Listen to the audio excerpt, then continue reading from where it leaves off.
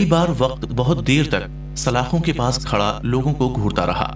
एक शख्स को देखकर उसने कहा, मुझे लगता है कि आप देवदास गांधी हैं। हाँ। तुमने मुझे कैसे पहचाना और ये सवाल कैसे किया?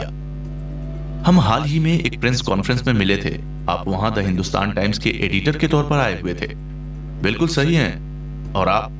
मैं नाथूराम विनायक गोडसे हूं और मैं उस समय हिंदू राष्ट्र न्यूज़पेपर का एडिटर था और वहां मौजूद था। आज आपने अपने पिता को खोया है और इसका कारण मैं हूं। मुझे माफ कर दीजिए। मैं आपके और आपके परिवार के दुख का कारण हूं। मुझ पर विश्वास कीजिए, मुझे उनसे कोई निजी दुश्मनी या बैर नहीं था। उस समय देवदास गांधी सिर्फ गोडसे को सुनते रहे। अपने पिता की हत्या करने वाले नाथूराम की सभी बातें सुनने के बाद उन्होंने नाथूराम गोडसे से कहा कि फिर आपने ऐसा क्यों किया? इसका कारण राजनीति और सिर्फ राजनीति है।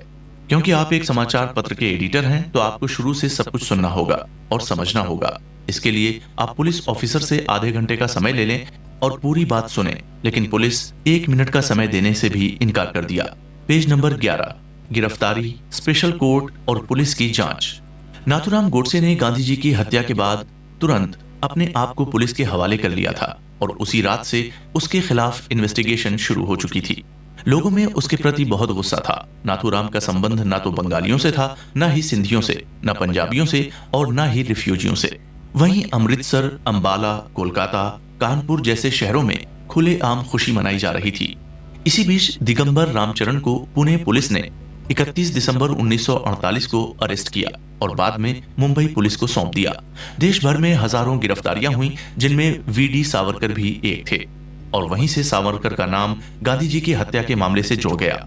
गांधी जी की हत्या के 10 दिन पहले ही 20 जनवरी को मदनलाल पहवा बम ब्लास्ट के मामले में अरेस्ट किए गए थे। इस मामले में जांच को लेकर कोई भी जानकारी मेरे पास उपलब्ध नहीं है। मैं गोपाल गोडसे 2 फरवरी 1948 को अपनी पत्नी को अलविदा कहते हुए घर छोड़ रहा था। मैंने अपनी पत्नी को सिर्फ ये कहा था कि मेरी गिरफ्तारी किसी भी समय हो सकती है। मैं अपना ठिकाना पुणे के उपनगर खड़की को बनाया। फिर 5 फरवरी 1948 को मैं खड़की से कामसीट आ गया और कामसीट से उक्सन पहुंच गया, जो कामसीट से 10 मील दूर था।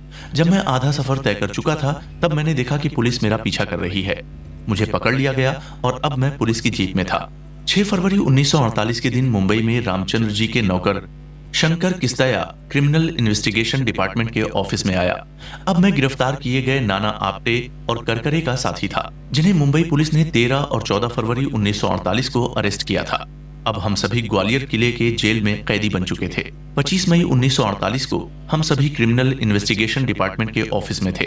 सावरकर की तबीयत उस दिन ठीक नहीं थी तो उन्हें अगले दिन यानी 26 मई 1948 को दिल्ली ले जाया गया और फिर ऑर्थर हाईवे के जेल में रखा गया। 27 जनवरी 1948 को हम सभी लाल किले के स्पेशल जेल में पहुंच चुके थे, जहां हम सभी सावरकर और डॉक्टर परचुरे से मिले। 1947 में मुंबई विधानसभा में एक नया कानून पास हुआ, जिसे act of Mumbai public safety major के नाम से जाना गया। इस कानून के तहत एक स्पेशल कोर्ट बनाई गई, जिसमें एक जज को ये अधिकार दिए गए कि वे इस तरह के मामलों के सबूतों की जांच करें, प्रोसीजर को आगे बढ़ाएं, चार्जशीट और वर्कशीट का अध्ययन करते हुए किसी भी मामले को बिना देरी किए जल्द से जल्द निपटाएं। इस वजह से अपील के समय को 60 दिन से घटाकर 15 दिन कर दिया गया था। जब हम कोर्ट पहुंचे तो वहां हमने कोर्ट का बदला हुआ माहौल और स्वरूप देखा। ये 27 मई 1948 की सुबह से जब एक विशालकाय कोर्ट रूम में हमारा प्रवेश हुआ, जो लगभग 100 फीट लंबा, 22 फीट चौड़ा एक बड़ा सा कमरा था। महात्मा गांधी हत्याकांड अपने आप में बहुत महत्वपूर्ण और गंभीर मामला था, इसलिए भारत सरकार खुद इसमें पूरी तरह इन्वॉल्व थी। जब 10 बजने में 1 मिनट बाकी था तब जज के आने की सूचना हमें दी गई। फोटोग्राफरों ने अपने कैमरे संभाल लिए थे ताकि वो जज को कवर कर सकें। जज के आते ही उन पर कैमरे की तेज रोशनी और फ्लैश एक के बाद एक चमकने लगे। श्री सी के दफ्तरी खड़े होकर जज को नमस्कार करते हैं और फिर कोर्ट रूम में चार्जशीट पढ़ी जाती है। पेज नंबर 13, गवाहों के स्टेटमेंट दर्ज करने के लिए 2 जून 1948 को कोर्ट की तारीख लगी। 3 जून दोबारा हम कोर्ट में पेश हुए और उसके बाद हमारे ठिकाने फिक्स हो चुके थे। गवाहों के बयानों की कॉपी श्री अनाराम भोपटकर को सौंप दी गई, जो पहले से ही तय था। भोपटकर सावरकर के वकील थे। जमुना दास मेहता और अन्य वकील सावरकर के वकील को असिस्ट कर रहे थे। 22 जून 1948 को हमारे खिलाफ चार्ज लगाए गए। कोर्ट ने हमसे कहा था कि यदि हम अपने ऊपर लगाए हुए चार्ज को सही माने तो सजा कम हो सकती है। श्री सी के दफ्तरे, जो कि पब्लिक मिनिस्ट्री के अध्यक्ष हैं, उन्होंने इस मामले में कोर्ट से गुजारिश की कि सरकारी वकील मौके वारदात पर जाकर मुआयना करें। नाथूराम, आप्टे, करकरे, मदनलाल और गोपाल दास, यानी कि मैं खुद समझ चुका था कि हमारा अगला ठिकाना अब क्या होगा। शंकर केस्टया, डॉक्टर परचुरे और सावरकर चुप थे। हमें मौके वारदात पर ले जाया गया और हमारे खिलाफ लगाए गए आरोपों की पुष्टि की गई। थोड़ी बहुत पूछताछ के बाद ही अथॉरिटी हमें लेकर वहां से तुरंत निकल गई। गांधी जी की मृत्यु भारतीय इतिहास के एक अध्याय के खत्म हो जाने जैसा था। एक ऐसा व्यक्ति दुनिया छोड़ चुका था जिसने आज तक राष्ट्र की सेवा की और भारतीय राजनीति पर आधिपत्य रखा। बंटवारे के शिकार देश में हिंदू मुस्लिम यूनिट्स की संख्या बढ़ चुकी थी और अब उनके घाव देखने के लिए गांधी जी भी नहीं थे। शांति को पसंद करने वाले देश में लोगों की जान जोखिम में आ गई थी। अहिंसा को ताक पर रखकर हर कहीं खून नजर आ रहा था। पार्टीशन के समय निर्दोषों पर अत्याचार हुए और एक बहुत भयानक माहौल में लोग जीने को मजबूर थे। बहुत सारा खून बहाया गया और कई लोगों को इसकी कीमत चुकानी पड़ी। दिन ब दिन बिगड़ते हालात में स्वार्थी नेता अपनी रोटी सेक रहे थे। Page number 15। हमारे खिलाफ आरोप तय हो चुके थे और देश में अराजकता का माहौल फैल चुका था। ऐसे में राजनीति नेताओं की गलत नीयत का शिकार हो रही थी। नाथूराम गोडसे और नारायण आप्टे उस समय समाचार पत्र के एडिटर और सीईओ के पद पर थे। समाचार पत्र का नाम था हिंदू राष्ट्र न्यूज़पेपर। अब हमें मुंबई, दिल्ली और ग्वालियर के कोर्ट में घुमाया जा रहा था। हम पर एक आरोप ये भी था कि मैं खुद, करकरे, मदनलाल पहवा, दिगंबर बड़गे और शंकर दिल्ली के मरीना होटल में जनवरी 1948 में मिले थे। लेकिन इस बात का कोई ठोस सबूत नहीं है सिवाय दिगंबर बड़गे की जानकारी के अलावा। मरीना होटल के एक गवाह ने हमारे खिलाफ गवाही दी।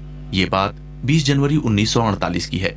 एक टैक्सी ड्राइवर जिसने नाथूराम गोडसे, नारायण आप्टे, मुझे और करकरे के साथ साथ दिगंबर और शंकर को होटल से दोपहर में बिरला हाउस छोड़ा था और फिर वहां से तीनों लोगों को कनॉट प्लेस छोड़ा। प्रोसिक्यूशन ये साबित करना चाहता था कि डॉक्टर परचुरे ब्रिटिश लोगों से मिले हुए हैं और वे इस पॉइंट पर अड़े हुए थे। ग्वालियर में उन पर हथियार रखने संबंधी धाराएं लगाई गईं। उनके पास पाए गए हथियारों से यह साबित हो गया कि वो अखंड भारत के लिए खतरा हैं। नाथूराम गोडसे, नारायण आप्टे, करकरे और मैं खुद कई बार वकील से मुलाकात कर चुके थे। सबूत वीर सावरकर के खिलाफ थे और कुल 149 गवाहों की गवाही हुई। सबूतों को इकट्ठा कर कुल मिलाकर 720 पन्नों की फाइल बनी। 8 नवंबर 1948 को नाथूराम विनायक गोडसे ने बचाव में लिखित और विस्तृत स्टेटमेंट पेश किया।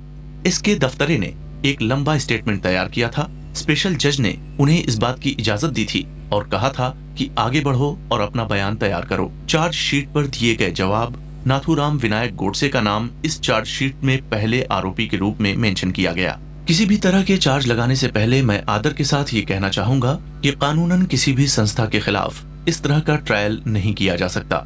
20 जनवरी 1948 और 30 जनवरी 1948 दो अलग अलग वाकये हैं जिन्हें एक साथ मिलाना सही नहीं है। मुख्य चार्जशीट में आरोपियों के खिलाफ कई तरह के चार्ज लगाए हुए हैं जो कि उन पर अकेले भी हैं और उनके साथियों पर भी। इस हिसाब से ये भारतीय कानून के अनुसार सजा के हकदार हैं। चार्जशीट में ये भी लिखा गया कि 20 जनवरी और 30 जनवरी जो कुछ भी हुआ इसका आपस में कनेक्शन है और गांधी जी की हत्या के लिए जिम्मेदार है। ये बात साफ जाहिर है कि 20 जनवरी 1948 को हुई घटना अलग है। 30 जनवरी को गांधी जी की हत्या हुई उसका इस बात से कोई कनेक्शन नहीं है। सबसे मुख्य आरोप जो चार्जशीट में मेंशन किया गया है वो है मेरे द्वारा गांधी जी की हत्या किया जाना। मैं मानता हूं कि मैंने ये अपराध किया है और मैं यहाँ ये भी क्लियर कर दूं कि इस केस में किसी अन्य का हाथ नहीं है। मैं यहाँ एक बात और साफ तौर पर कहना चाहूंगा कि प्रोसीडिंग के दौरान जो भी सबूत मेरे खिलाफ इकट्ठा किए गए हैं वो ये साबित नहीं करते कि अपराध मैंने किया है। केवल गवाहों के बयानों के आधार पर इसे माना जा रहा है। चार्जशीट पर लिखी धाराओं के अनुसार हम पर हथियारों के ट्रांसपोर्टेशन और कलेक्शन का इल्जाम भी है जो अवैध है। मैं इस इल्जाम से भी इनकार करता हूं कि मैंने कभी cotton powder sheet, hand grenades, fuse, pistol, revolver जैसी चीजों का ट्रांसपोर्ट किया। मैंने या मेरे साथ मौजूद किसी अन्य ने 20 तारीख तो क्या कभी भी इस तरह का कोई काम नहीं किया है। इसलिए मैं इंडियन आर्मी एक्ट और हथियार रखने संबंधी किसी भी धारा का दोषी नहीं हूं। मुझ पर आरोप सिद्ध करने का मुख्य आधार गवाह नंबर 57 दिगंबर बड़गे के बयान को माना जा रहा है। लेकिन चार्जशीट के पैराग्राफ नंबर 6 में साफ लिखा है कि वो अनबिलीवेबल गवाह है। मैं मानता हूं कि मैं गवाह नंबर 57 को जानता हूं, लेकिन यह भी सत्य है कि मैंने कई सालों से उससे मुलाकात नहीं की और न ही कभी उसके घर गया हूं। उनका कहना है कि वो हिंदू राष्ट्र के मेरे ऑफिस पर 10 जनवरी को आए थे, लेकिन ये सरासर गलत है, क्योंकि अपराधी नंबर 2 आपटे मेरे साथ थे और उनके अनुसार ये पूरी तरह गलत और झूठ है। मेरा ऑफिस है, हथियारों के लेन देन संबंधी जो आरोप लगाए गए हैं वो भी झूठ है। मैं फिर से कहना चाहूंगा कि मैं 14 जनवरी 1948 को न तो दिगंबर से मिला, न उन्हें मैंने देखा।